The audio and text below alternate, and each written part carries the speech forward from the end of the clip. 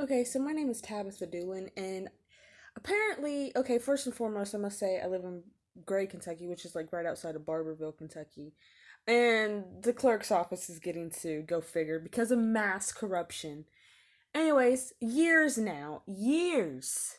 Okay, like I didn't know what a creepo he was. My husband was Jerry Lee Doolin of Barberville, Kentucky, was when I married him, and they keep depriving me of a divorce because apparently he's a gangster or something like that, and I ain't scared of him, so I don't know why they are. But anyways, my daughter come to me and said some things about some things, and I had believed to believe that something was going on with her and that he was touching her because after I got married, which I wished his niece would have told me this before I married him because I would have never married him, his niece said that he was touching her. That's why I left him and started to try to file for a divorce.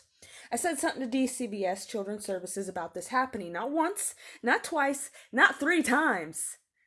Okay, like three or four different times I've said something to this over a course of years. And they keep allowing this to continue because he keeps pickpocketing people, having me set up, making me look bad this way and another, trying to make me look bad because she had colic and she was crying like that's supposedly my fault. But at least I ain't touching little children, you know? Like, yeah. Anyways, okay, so they're letting him by with all this stuff. And I posted a video earlier talking about filing me on his taxes illegally and all this, that, and another. But I've tried this for years, and he legally got a birth certificate. I'd met him at somewhere at I met him at an outing, like it was like a cafe or something like that. Anyways, and it was a friend of mine. She was a chick, and she was friends with a dude that knew him. And we went out a few times, and she was like, "Won't you come hang out with me too?" Because I don't know him that well. So I went with him, and that's where I met my husband. And I talked to, seen him a few different times hanging out with her, and it was clearly platonic. And I was getting out of an abusive relationship at that point in time. And because I won't tolerate a man hitting me, and no woman should. And, anyways, about that time I got pregnant, they denied me the right to have a paternity test. I didn't even get a birth certificate. She wasn't born in Kentucky. She was born in Ohio. Therefore, another legal. They forged her birth certificate. And I was not married to him when I gave birth to her. I was married to him a month after I gave birth to her. Therefore, he has no rights to her, but they're denying me the access to do all this, and they have been for years. And I just can't take it anymore. I've contacted them 4 or 5 different times over a course of years.